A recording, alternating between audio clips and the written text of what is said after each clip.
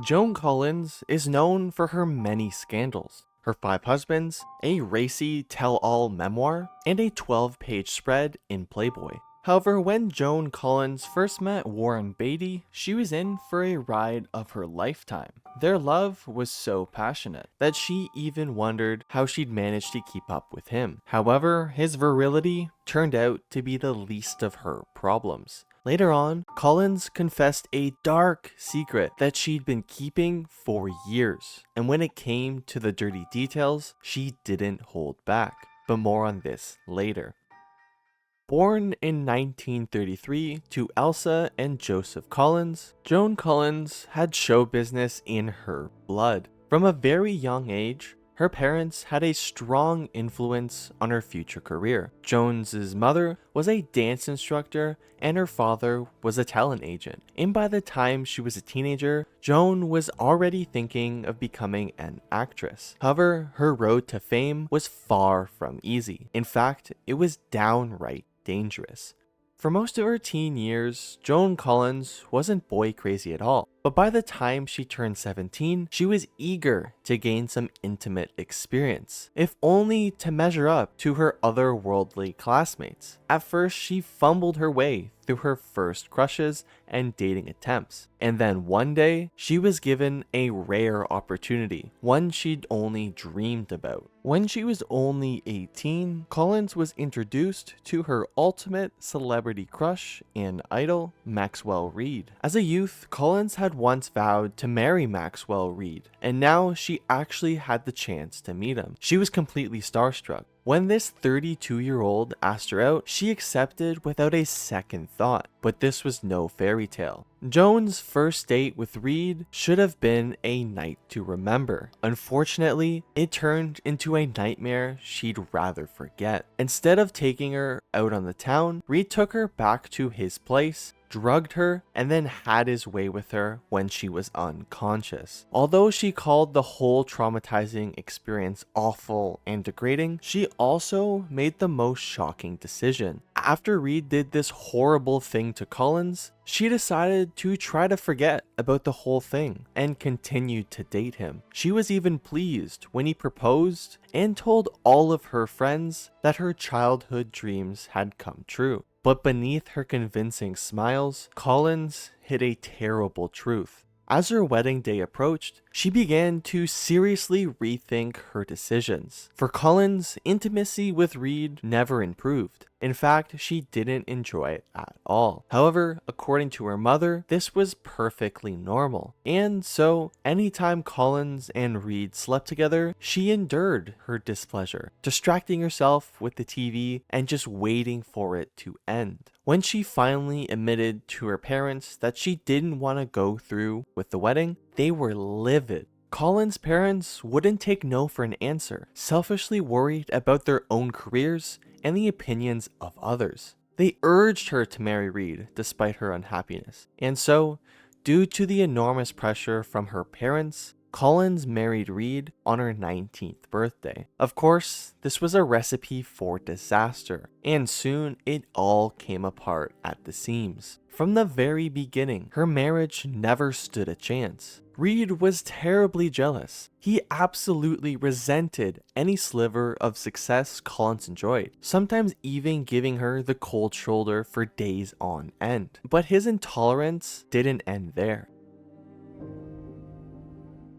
His jealousy jumped to a whole new level whenever another man glanced her way, so much so that he often scared her. Whenever Collins attracted the attention of another man, Reed would become completely obsessive. He even threatened to do horrible things to her face so no man would ever want to look at her again. As jealous as Reed was, he wasn't above putting a price on his beautiful wife. On one occasion, he came up with a proposition so demented it had Joan on the run. A man at a nightclub offered Reed 10,000 euros in order to sleep with Collins. You'd imagine that the jealous Reed would have hit the ceiling, but not this guy. Apparently, Reed stopped being jealous whenever there was money involved. Reed actually wanted to accept the deal, and most importantly, he wanted to watch the transaction. For Collins, this was the last straw. She ran straight from the nightclub to her parents' place, and it was finally time for Joan to get a divorce. In 1952, the same year she married Reed, Collins also starred as a juvenile delinquent in I Believe in You, and it earned her quite the reputation. After the film's release, the press dubbed her Britain's bad girl for her performance, but this was only the beginning. She continued to earn this nickname in one of her next films. Before Joan took her show on the road and left for Hollywood, her talent agent dad had some advice for her.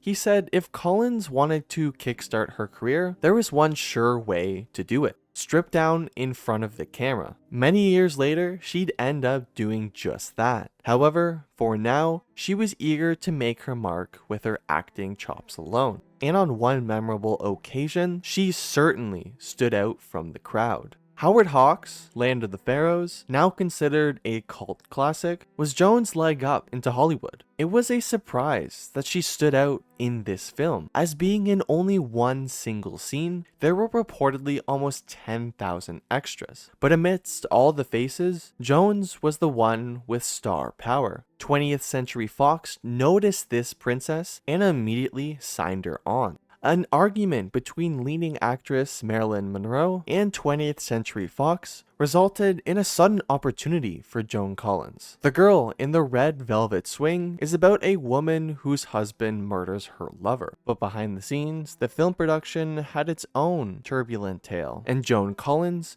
found herself wrapped up in it. During the production of The Girl in the Red Velvet Swing, Marilyn Monroe reportedly threw a snit and refused to do the film, leaving the studio with no choice but to suspend her. But now they had a glaring predicament. They needed a new leading lady. Luckily, Joan Collins just happened to be in the right place at the right time and won the part. After 3 long years, Joan finally secured a divorce from her cruel first husband, Maxwell Reed. The whole process was a total nightmare, and she ended up having to borrow money from 20th Century Fox in order to drive the divorce home. Walking away from that dumpster fire, Joan said she departed poorer, wiser, and with a growing distrust of men. But of course, Joan wasn't alone for long. After her serial dating period and 2 sour relationships, Collins thought about taking a break from men. What good had come from them after all? Her first husband had been an abuser and a loser, and she had many other problematic relationships after him. Certainly, she was better off on her own. But just as she made up her mind, she met her next handsome co-star, and her previous agreement with herself dissolved into thin air. Collins was filming in Granada when she met the jaw-dropping handsome Harry Bellonte. Together, they acted in Island in the Sun, a film that was surprisingly ahead of its time for its depiction of interracial romance and relationships. Collins had no scenes with Bellonte, but when he lay eyes on his lovely co-star, he couldn't look away. Even the British film crew couldn't help noticing his special regard for Joan. Joan was completely aware that a white woman pursuing a black man in the 50s was unheard of, and had absolutely no intentions of shacking up with Bellonte. But soon, she couldn't resist his compelling charms. One night, the two of them took a romantic twilight stroll along the beach. The mood was set, and that's when Harry Bellonte leaned in close and made her an offer she couldn't refuse. Bellonte asked Collins to meet him in secret later that spring, and of course, she agreed.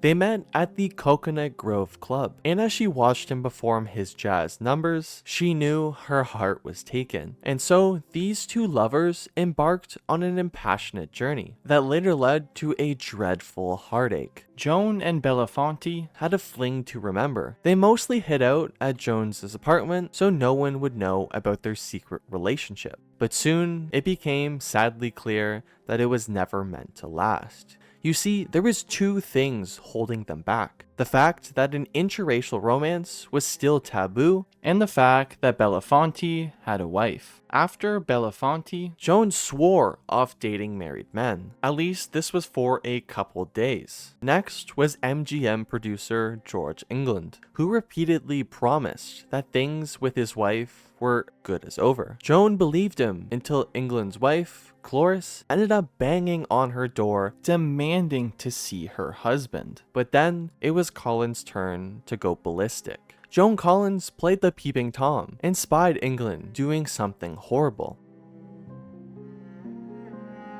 jumping into bed with his own wife. The sight shattered Joan, and the next day she barged into England's office demanding an explanation about why he was in bed with his wife. His response only confirmed her worst possible fears. Not only did England admit to sleeping with his wife, he also delivered the most shocking news. His wife was pregnant. Although he promised he'd only slept with her once, Joan rightfully refused to believe him, and after her disappointing track record with married men, she promised her next relationship would be with someone single. But first, she wanted to have a little bit of fun. In 1960, Joan Collins had an opportunity. She was up for a lead role in Cleopatra. Called in to test for the part on several occasions, she became increasingly hopeful that the part might be hers for the taking. But it soon became clear that the CEO of 20th Century Pictures, as well as the head of the studio, had underlying sinister motives.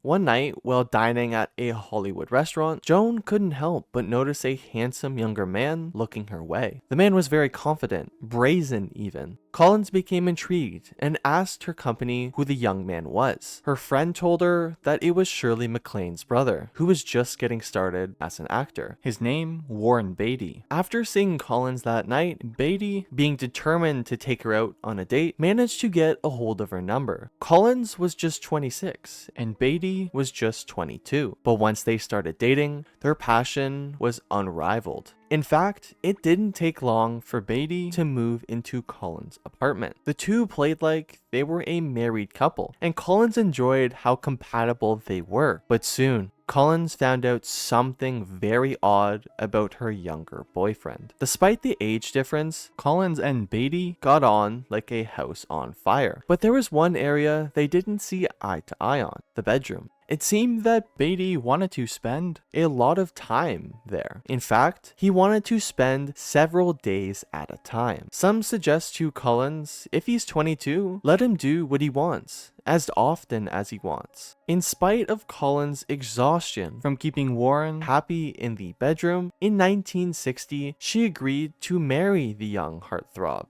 But unfortunately, their career kept pulling them apart, not to mention Batty's wandering eye to other women. In the short time they'd been together, he catapulted into fame, and now had attention from around every corner. Soon, Collins caught wind of some disturbing rumors. When whispers of Batty's infidelity began to circulate, Collins didn't want to believe it, but that was only but the tip of the iceberg. At home, they regularly engaged in vicious fights, sometimes about rent and sometimes about their house guests. It was a total mess. When Collins got the opportunity to film in the Hong Kong location, she jumped at the chance. She just wanted to get away from him. Their time together had run its course, but even after they were through, she held on to a huge secret, but more on this later. Collins' opportunities to make good films were quickly drying up. She hit rock bottom in 1977 when she appeared in The Empire of Ants, a cheesy sci-fi horror film. It was around this time that Collins' current agent took her out to lunch, and with blunt honesty, he laid out the grim situation. Her acting days were now over. For the first time, she started to think about finding a new line of work.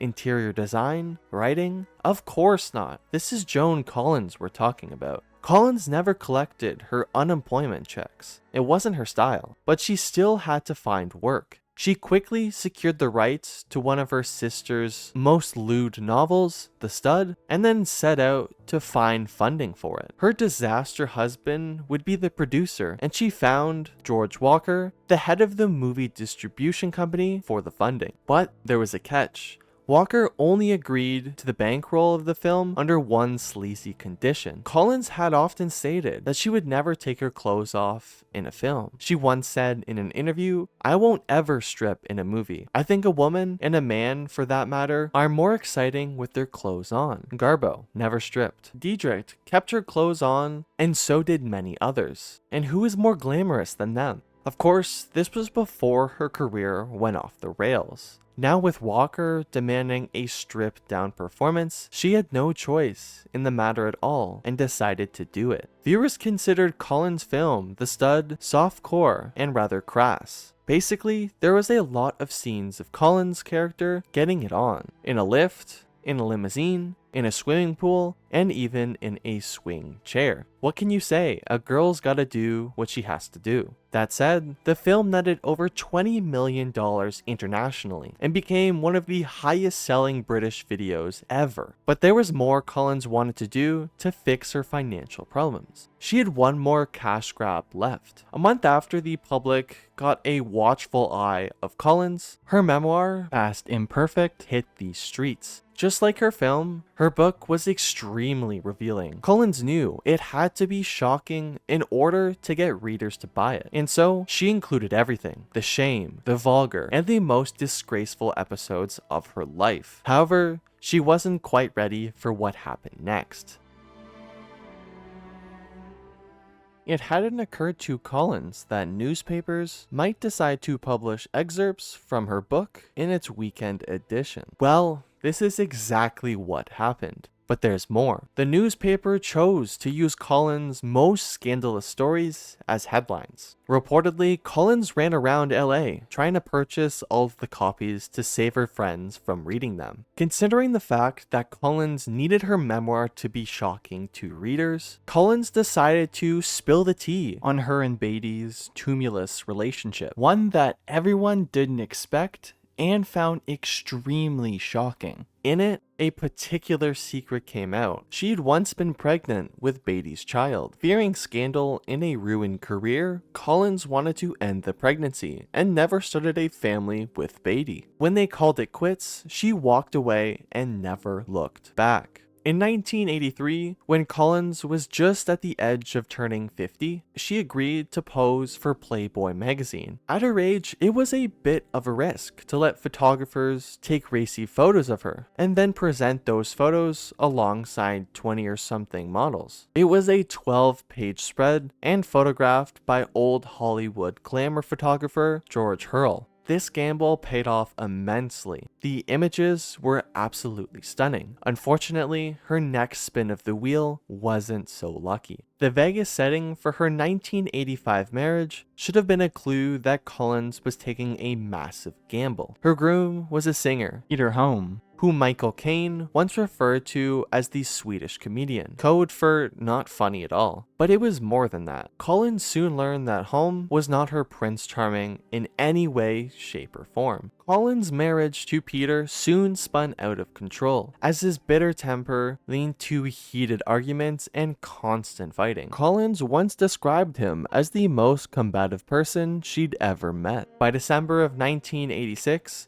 Collins had placed a restraining order against her husband. The most baffling part of all, he was in complete denial over the whole thing. Even though it was clear that Collins wanted Peter to keep his distance, he kept insisting in interviews that Collins still loved him and that it was only a matter of time before the two reunited. Collins was simply having none of this and quickly hired a divorce lawyer. But the divorce proceedings were even more wild than she expected. Collins' lawyer revealed that Peter had a secret lover, Romina Daleson. His questions were so brutal and relentless, she reportedly fainted on the stand.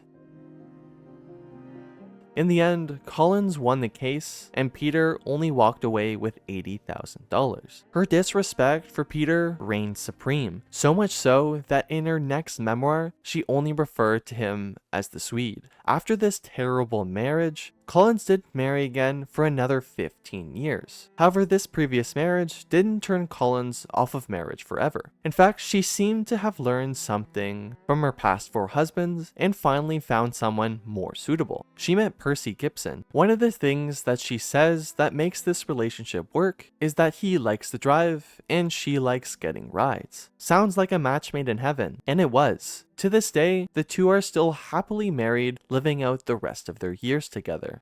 Don't forget, if you've enjoyed this stories or stories alike, make sure to show some love by subscribing and liking this video. Stay tuned for some more informative and exciting stories like this one.